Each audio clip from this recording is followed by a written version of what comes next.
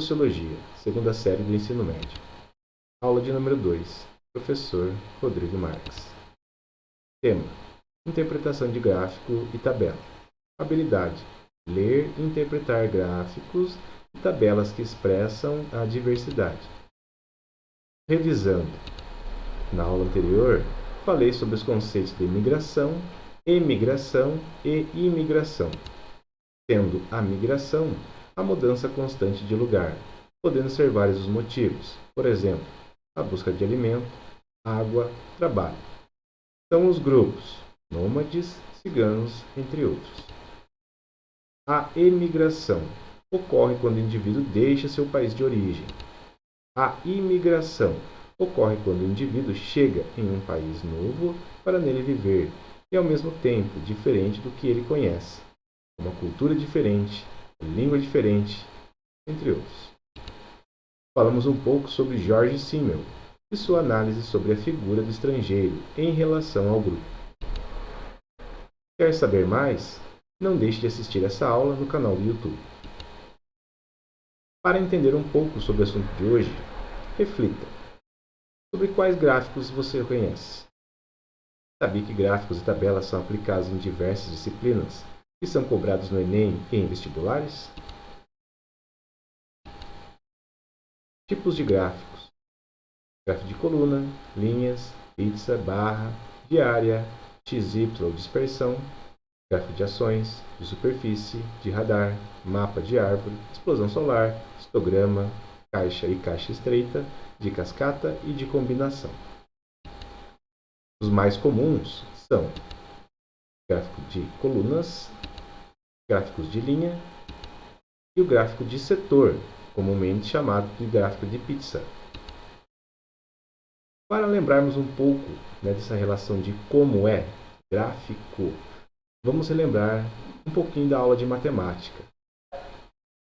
É chamado plano cartesiano. É o ambiente onde o gráfico será construído. Ele é estabelecido pelo encontro dos eixos cartesianos x e y, conhecidos como os eixos das abscissas e o eixo das ordenadas, respectivamente.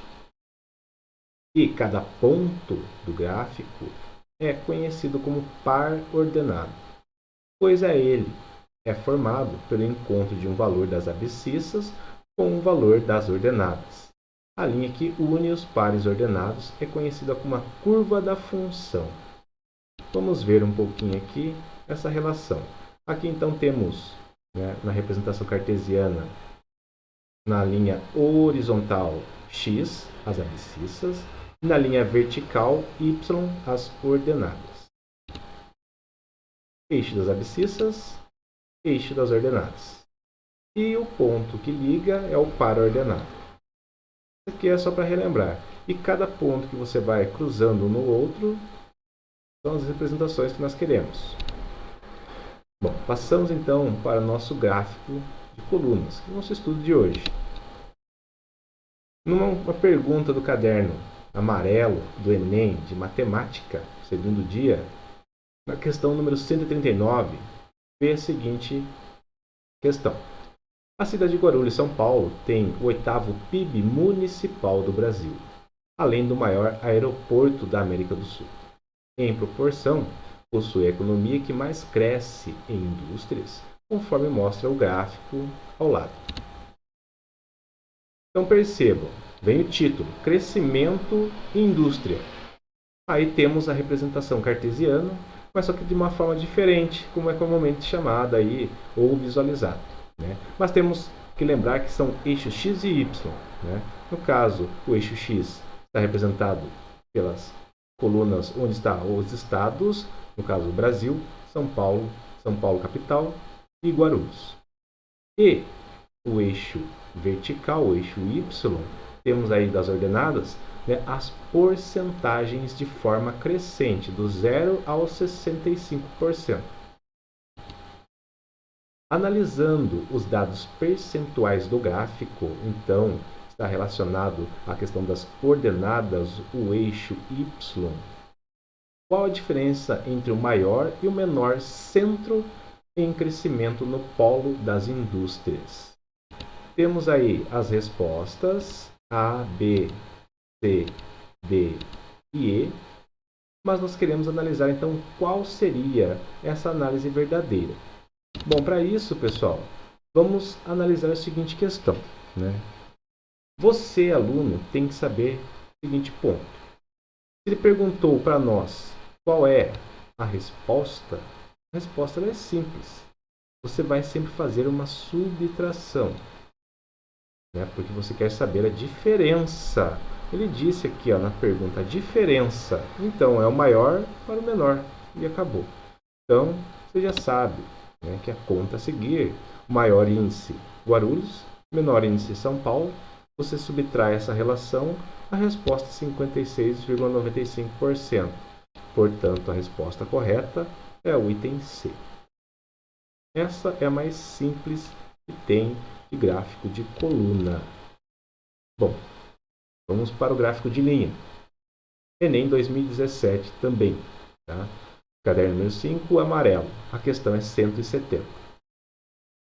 O gráfico apresenta a taxa de desemprego em porcentagem para o período de março de 2008 a abril de 2009, obtida com base nos dados observados nas regiões metropolitanas de Recife, Salvador, Belo Horizonte, Rio de Janeiro, São Paulo e Porto Alegre. Então, observem o seguinte ponto. Aqui nós não temos na representação, né, cartesiana, nós não temos o eixo Y, o eixo vertical, sendo mostrado aí, mas mostra sim os pontos ordenados, né, para-ordenados, que são esses pontos de ligação, mostrando então esse gráfico de linha para nós aí. Né. Temos as datas embaixo no eixo das abscissas, o eixo X, mostrando as datas então referentes 3/8 até o mês de abril de 2009. No caso, 3 de 2008 e 1/9, ou seja, dia 1º de 2009, dia 2º, 3º e 4º de 2009, aí no finalzinho. Essa é uma pesquisa realizada pelo IBGE, tá, pessoal? Bom, taxa de desemprego. Começamos aí no mês de março de 2008, 8,6%. Depois houve uma variação, mas lá no final do ano houve uma queda bem acentuada, 6,8%, no dia 12. Mas começou a subir de novo o desemprego já no dia 1/9. Tá? No dia de janeiro de 2009, já subiu novamente essa taxa de desemprego. E no final de abril de 2009, fechou em 8,9. Bom, até aí a interpretação do gráfico é simples. Mas aí vem o questionamento. A mediana dessa taxa de desemprego no período de março de 2008 a abril de 2009 foi de... A resposta, já coloquei para vocês aí, é 8%. Mas eu quero saber como descobrir a mediana nessa questão. Vamos observar o seguinte ponto aí que vocês precisam analisar. Para saber resolver essa questão, eu preciso que vocês saibam, né, que precisa conhecer um pouco sobre o cálculo de mediana de uma distribuição discreta de dados. Você precisa reescrever, então, o conjunto dos 14 dados, né? Ou seja, as taxas percentuais em ordem crescente, e dividi-los em duas metades. É o que nós temos aí, então, nesse primeiro momento. Né? 6,8, 7,5, 7,6, repete de novo 7,6, 7,7, 7,9, 7,9. 8,1, 8,2, 8,5, 8,5, 8,6, 8,9 e 9. Mas você fala, professor, onde você achou isso? Pessoal, a representação está aqui, ó, no gráfico. Tá? É só você achar o menor, 6,8. Então você coloca lá 6,8. E depois vai subindo. Tá? De 6,8, qual que é o mais próximo? 7,5. Aqui, depois 7,6, 7,6, 7,7, Depois, 7,9, 7,9. Tem mais algum? Não. Então, próxima coluna. 8,1, 8,2. 8,5, 8,5, 8,6, 8,9 e 9. Acabou. Então, ficou lá os dois pares de 7. Para você compreender da melhor forma possível, eu uni as duas informações aqui abaixo. Pode ver que ele ficou numa reta única. E essa reta única, ou seja, para você achar a mediana, ela é o valor central da distribuição, né, nessa relação. Como assim, professor? Como que eu vou achar essa distribuição? Ou seja, como a quantidade de dados aí é par, tomamos a média aritmética dos dois dados mais centrais, que são o sétimo e o oitavo dado. Ou seja, 7,9 e 8,1. Esses são os dados centrais. Se você contar daqui para trás, vai dar 6. 1, 2, 3, 4, 5, 6. E se você contar a partir do 8.1? 1, 2, 3, 4, 5, 6. Então, os dados centrais é 7,9 e 8,1. E o que importa para nós é o que você fará com essas informações. Você vai somar esses dados centrais, 7,9 mais 8,1. Quanto que vai dar? Essa é uma perguntinha bem simples. 8 mais 8, 16, dividido por 2, 8 de novo. Então, a resposta da nossa questão é 8. Bem simples. A interpretação da mediana, né, no gráfico de linha. Mas podem surgir uma outra dúvida. Se for uma mediana com um número ímpar, o que você deve falar? Professor, e agora? Surgiu um problema gigante. É gigante porque surgiu um número ímpar. Aqui, nesse gráfico que nós estamos mostrando, é um número par. Mas se tivesse um número ímpar, não tivesse esse 8,9. Tá? Pessoal, é bem simples. Se não tivesse esse valor aí, então o que nós faríamos nesse momento? Nós apenas excluiríamos um número. Então, se não existisse esse 9 aqui, por exemplo, e deixa de existir esse 9, o número central é 7,9. Captaram a ideia? É o número que está no centro. Se no caso o número é par, você soma os dois números do centro, depois você divide ele por 2. Mas, se você já tem um número ímpar, ou seja, ao invés de ser 14 números, tem 13 números. Então, desses 13 é o que está no meio, é o número 7. É o sétimo ponto aí que você vai saber qual é a mediana da questão. Certo? Vamos para o último gráfico, o gráfico de setor, ou também conhecido como gráfico de pizza. Questão do Enem, número 132. Tá? Casados e independentes.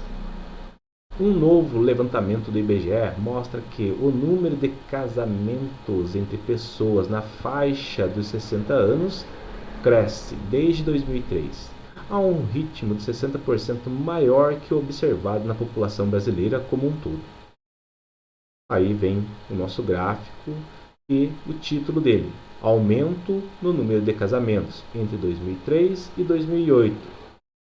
O gráfico mostra 44% de pessoas entre ou acima de 60 anos, já na população brasileira, 28%. E um fator determinante é que cada vez mais pessoas nessa idade estão no mercado de trabalho, o que lhes garante a independência financeira para o matrimônio. Aí mostra novamente outro gráfico dizendo sobre essa relação. População com mais de 60 anos no mercado de trabalho. Esse é o título. Tá? Ano de 2003 era 31%. Hoje, 38%. Né? Essa é uma fonte dada pelo IBGE e na Organização Internacional do Trabalho. Né? Esse é um dado já defasado, mas apenas para interpretação e entendimento, que é o ano de 2008. Vamos então ao questionamento. Os gráficos expõem dados estatísticos por meio da linguagem verbal e não verbal. No texto, o uso desse recurso implica em quê? Veja, se falou em linguagem verbal e não verbal, isso aqui é uma pergunta de língua portuguesa, pessoal. Dê uma olhadinha lá, tá? Nessa questão 132. Só colocar lá, né? Coloca lá no Google para pesquisar. Questão 132, casados independentes, língua portuguesa. Essa é uma questão que caiu lá em língua portuguesa, falando, ó, gráficos, setor ou de pizza, como é comumente chamado. Tá? As alternativas aí, no texto, o uso desse recurso, dessa linguagem verbal e não verbal, expõe gráficos estatísticos sobre o quê? A. Exemplifica o aumento da expectativa de vida da população? Bom, no texto ele não falou nada sobre a questão de expectativa da população. Né? Então não é isso. B. Explica o crescimento da confiança na instituição do casamento? Bom, também não falou de confiança, né? Falou de casamento somente. C. Mostra que a população brasileira aumentou nos últimos 5 anos? Bom, não falou em taxa de natalidade ou de aumento de pessoas. Então, também não é. Indica que as taxas de casamento e emprego cresceram na mesma proporção?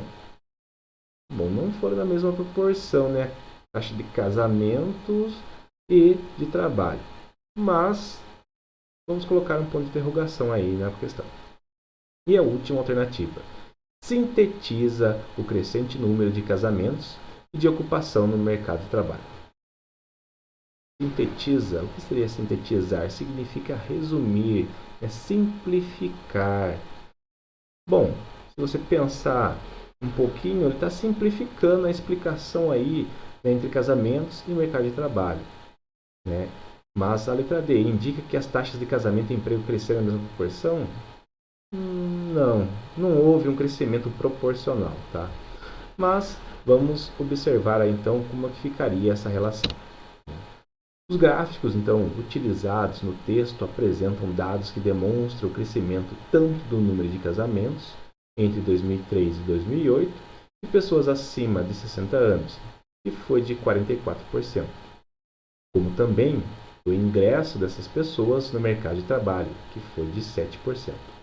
Como pontua a opção E, ou seja, sintetiza o crescente número de casamentos e de ocupação no mercado de trabalho.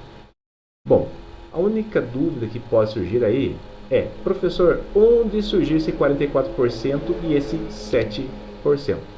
Pessoal, observemos aí então, no gráfico, ele fala assim, ó, aumento no número de casamentos entre o ano de 2003 e 2008, entre pessoas acima de 60 anos.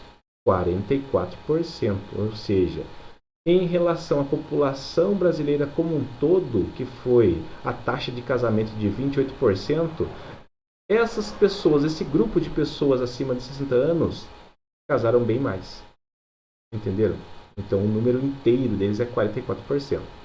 Já em relação ao mercado de trabalho, ou seja, a inserção dessas pessoas de 60 anos ou mais no mercado de trabalho, no ano de 2003, era de 31%.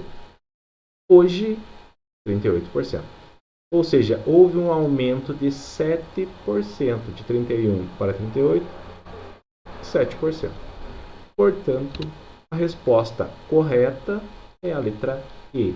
Sintetiza o crescente número de casamentos e de ocupação no mercado de trabalho. Portanto, os gráficos constituem um instrumento importante de análise e interpretação de um conjunto de dados. Diariamente é possível encontrar representações gráficas nos mais variados veículos de comunicação, jornais, revistas, televisão, internet, e associados a assuntos diversos do nosso dia a dia, como resultados de pesquisas de opinião, saúde e desenvolvimento humano, economia, esportes, cidadania, entre outros, sendo os mais comuns gráfico de setores, de um modo geral, quando uma variável assume K valores, ou seja, esse K ele é um número, tá? Distintos, dividimos um círculo em K, ou seja, o número de setores, circulares, cujas medidas dos ângulos são proporcionais às frequências correspondentes a cada um desses valores. Gráficos de colunas e de barras são representados por retângulos de base comum e altura proporcional à magnitude dos dados. E por último, gráficos de linhas. É muito usado quando se quer representar o comportamento de uma variável cujos valores diminuem ou aumentam no decorrer do tempo de uma maneira contínua. Até a próxima aula.